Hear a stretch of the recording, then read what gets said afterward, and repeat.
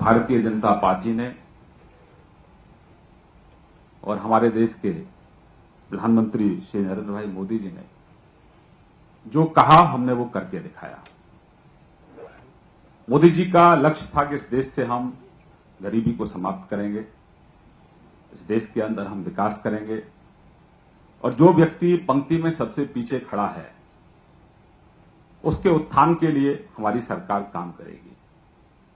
गांव के विकास के लिए हमारी सरकार काम करेगी, क्योंकि जो बुनियादी जरूरत है, जो गांव के लोगों को जिन जरूरतों की आवश्यकता है, जो सुविधाएं गांव के लोगों को चाहिए,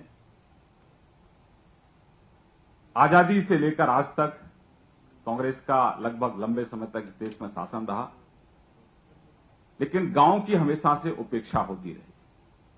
गांव के विकास के बारे में कभी जिन जिन पार्टियों ने भी इस देश में राज किया, उन्होंने गांव के बारे में कभी सोचा नहीं। हमारी सरकार गांव के चहुमुखी विकास के लिए संकल्पबद्ध है और हमारी सरकार का यह मानना है कि जब तक इस देश के गांव का विकास नहीं होगा, तब तक देश के विकास की कल्पना करना बेईमानी होगी। और इसीलिए हर पंचायत को हमारी सरकार ने 80 लाख रुपए देने का काम किया है, जिससे कि गांव में सुधार आए, जो गांव की पंचायत की जो आवश्यकता है वो पूरी हो और किसी तरह से आर्थिक रूप से गांव की पंचायतों को कोई कमी महसूस ना हो। इसी क्रम में हमारी सरकार ने अनेकों योजनाएं हमारी सरकार लेकर आई है। प्रधानमंत्री जनधन योजना के तहत हमारी सरकार ने खाता खोलने का काम किया। अटल पेंशन योजना के माध्यम से लोगों को पेंशन देने का काम हमारी सरकार कर रही है।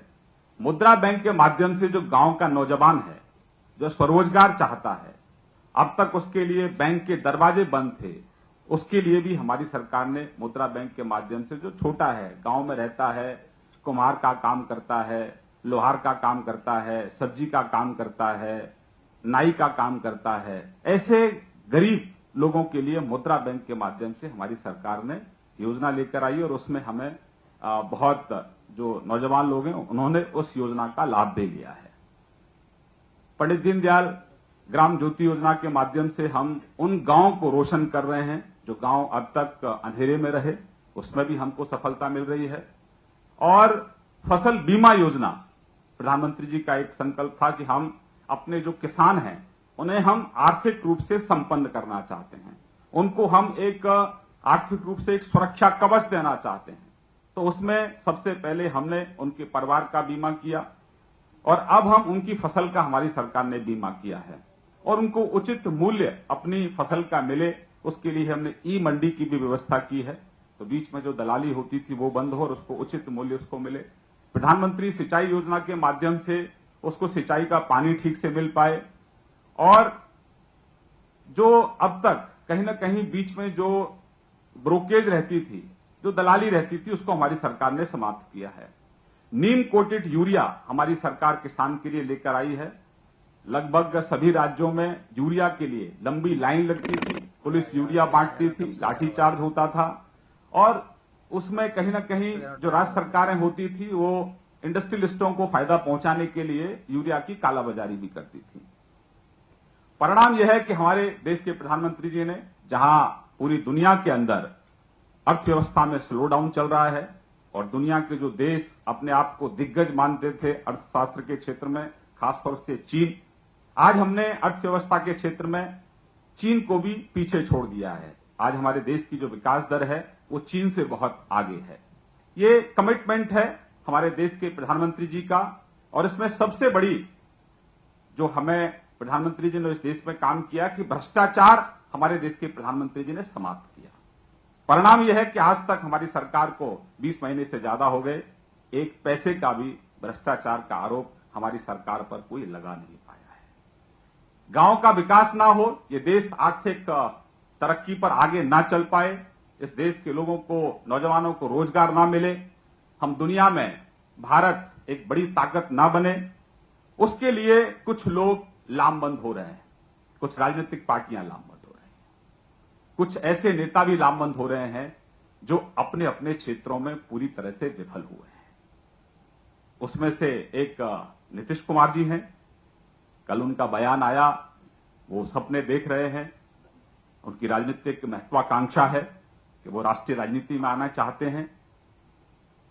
और एक तरफ दिल्ली के भी एक नेता हैं जो सिर्फ एडवर्टाइजमेंट में विश्वास करते हैं, एलिगेशंस लगाने में भरोसा करते हैं, काम में भरोसा नहीं है। और एक कांग्रेस के युवराज हैं जो सुबह जगते ही मोदी जी को गाली देना शायद उनकी एक परंपरा बन गई है। तो हताश और निराश, और जब जब मौका मिला तब वो काम में पूरी तरह से विफल रहे। काम में जीरो और बयानों में हीरो, ऐसे नेता लामबंद होने की कोशिश कर रहे हैं। वो विकास को रोकना चाहते हैं, संसद को रोकने का बहुत लंबे समय से उन लोगों ने प्रयास किया। और हताशा उनकी ये देखिए कि जो राष्ट्र विरोधी जो नारे लगाने वाले लोग हैं, जो मां भारती का और मां दुर्गा का जो लोग अपमान करने वाले हैं, उनके पीछे भी ये हताश और निराश ये लोग खड़े हो जाते हैं। और अब मोदी जी को रोकने के लिए, यानी कि इस देश के विकास को रोकने के लिए, इस देश की तरक्की को रोकने के लिए, गांव के विकास को रोकने के लिए, नौजवान को रोजगार न मिले इसको रोकने के लिए एक गठबंधन बनाने की प्रक्रिया शुरू हो गई है। लोकतंत्र है, गठबंधन बनाइए। अभी तक बहुत लोगों ने गठबंधन बनाने का प्रयास किया, लेकिन पूरी तरह से विफल हुए। नीतीश जी, आप पूरे देश भर में सुशासन की बात करते हैं, आप बयानबाजी करते हैं, लेकिन आपके आंगन में सुशासन नहीं है। बिहार में सुशासन नहीं है। आप अन्य प्रांतों में सुशासन की बात करते कि हमको सरकार में मौका मिलेगा तो हम सुशासन करेंगे, लेकिन आंगन तो सुना है। आंगन में तो सुशासन लाओ। वहां तो अपराधियों का बोलबाला है, भ्रष्टाचारियों का बोलबाला है। हम मानते हैं कि आपकी राजनीतिक महत्वाकांक्षा है और उसके चलते आपने लालू जी के खड़ाऊ उठा लिए। एक ऐसे व्यक्ति के खड़ाऊ उठाने का काम आपने किया है जिनको कोर्ट ने अपराधी माना है। चारा घोटाले के वो अपराधी हैं, वो सजा याफ्ता है। साबुद्दीन जैसे लोगों से मिलने के लिए आपके कैबिनेट मंत्री जाते हैं। तो ऐसे लोगों की खड़ाऊ उठाकर एक कठपुतली मुख्यमंत्री के रूप में आप वहां काम कर रहे हैं। जब ईज ऑफ डूइंग बिजनेस की बात होती है तो झारखंड जैसे राज्य अव्वल हो रहे हैं, लेकिन बिहार क्यों पिछड़ रहा है? बिहार में इंडस्ट्री क्यों नहीं जा रही है? बिहार के नौजवान को रोजगार क्यों नहीं मिल रहा है? बिहार में जो बेसिक जरूरत है, जो आम जन की जरूरत है, वो पूरी क्यों नहीं हो रही है? नीतीश कुमार जी, जो जिम्मेदारी दी है कम से कम वो तो पूरा करिए। हम मानते हैं कि आप बहुत मौका परस्त हैं। तो जो लामबंद हो रहे हैं लोग, एक सवाल हम श्रीमती सोनिया गांधी जी से भी पूछना चाहते हैं कि आपके ही एक नेता श्रीमान दिग्विजय सिंह, उन्होंने भी कहा था कि अब मोदी जी को, यानी कि इस देश के विकास को रोकने के लिए हम सबको लामबंद होने की जरूरत है। नीतीश जी के नेतृत्व में हम सब लोग लामबंद हों। तो श्रीमती सोनिया गांधी जी, देश की जनता ये पूछना चाहती है कि वहां कांग्रेस पार्टी की क्या भूमिका होगी और श्रीमान राहुल गांधी जी की क्या स्थिति होगी, क्योंकि आप तो लगातार लंबे समय से उनको प्रमोट करती आ रही हैं, तमाम आपके घरेलू विरोध करने के बावजूद भी। हम मानते हैं कि कांग्रेस में जो वरिष्ठ नेता हैं, जो बड़े नेता हैं, जिन्होंने राजनीति का अनुभव है, वो सब राहुल जी के बयानों का भी विरोध करते हैं, अंदर खाने करते हैं, बाहर तो बोलने की हिम्मत नहीं होती है। तो श्रीमती सोनिया गांधी जी ये बताएं कि ये जो गठबंधन बन रहा है विकास विरोधी और गरीब विरोधियों का, जो नहीं चाहते कि ये देश दुनिया में तरक्की करे, इस देश का नाम दुनिया में आगे आए, उसमें राहुल गांधी कहां होंगे? क्या वो पिछलग्गू होंगे या इस गठबंधन को लीड करेंगे? ये एक यक्ष प्रश्न है जो लोगों के जहन में है। इस पर आपको निश्चित रूप से जवाब देना चाहिए। श्री नीतीश कुमार जी ने संघ के बारे में भी कहा है। श्रीमान नीतीश जी, आप तो संघ के लोगों के साथ बहुत लंबे समय से रहे हैं। बीजेपी के साथ भी आपका लंबे समय से गठबंधन रहा है। बीजेपी के कार्यक्रमों में भी आप आते रहे हैं। तो संघ से मुक्त करने की बात आपने कही है, तो संघ को जरा आप समझ लो, संघ के बारे में थोड़ा जान लो तो ज्यादा अच्छा होगा। और उसके लिए संघ की शाखा में जाना सबसे अच्छा है। जो जो लोग संघ का विरोध करते हैं देश में, उन लोगों को एक बार संघ की शाखा में जरूर जाना चाहिए। तो उनके मन में जो विकार हैं, या उनके जो सॉफ्टवेयर है उनका ऊपर का, उसमें जो कहीं ना कहीं तकनीकी जो समस्याएं हैं कुछ, उनमें निश्चित रूप से अगर आप संघ की शाखाओं में जाओगे तो मुझे लगता है कि आपका जो मन के विकार हैं और जो दिमाग में कुछ फितूर हैं वो निश्चित रूप से समाप्त होंगे। संघ एक ऐसा संगठन है जिस पर जितना भी प्रहार संघ विरोधियों ने किया है, नीतीश जी आप इतिहास पढ़ लो, कांग्रेस ने भी संघ को टारगेट करके बयानबाजी की थी, नेहरू जी ने भी संघ का विरोध किया था, इंदिरा जी ने भी संघ का विरोध किया था, राजीव जी ने भी संघ का विरोध किया था, सोनिया जी और राहुल जी भी संघ का विरोध कर रहे हैं, लेकिन संघ का बाल बांका नहीं कर पाए। जितना संघ का विरोध करोगे उतनी ही गति से संघ के काम का विस्तार होता है। तो थोड़ा सबक ले लो, तो थोड़ा सीख ले लो, संघ के कामों को ही थोड़ा अपना लो। इस देश में समरसता में हम सब इकट्ठा रहें, भेदभाव समाप्त हो, तो उसके लिए संघ ने बहुत प्रयास किए हैं और संघ लगातार काम कर रहा है।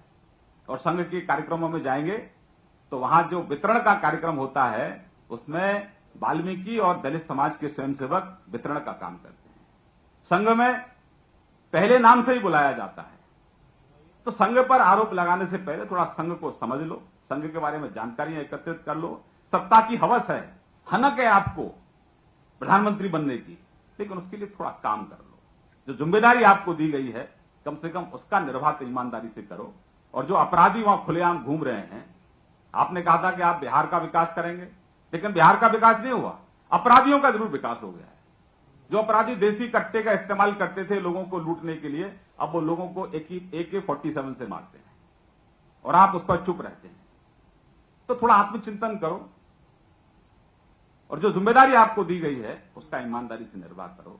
और इस देश के तरक्की में, इस देश के विकास में जो अड़चन पैदा कर रहे हैं लोग, जो संसद को बिल्कुल नहीं चलने देते हैं, लगातार झूठे आरोप लगाकर मोदी जी की आलोचना करते रहते हैं, जनता ऐसे लोगों को बहुत अच्छे से देगी और जब जब मौका मिलेगा जनता ऐसे लोगों को जवाब देगी, क्योंकि हम और हमारी पार्टी का लोकतंत्र में अटूट विश्वास। The great effort made by Mr.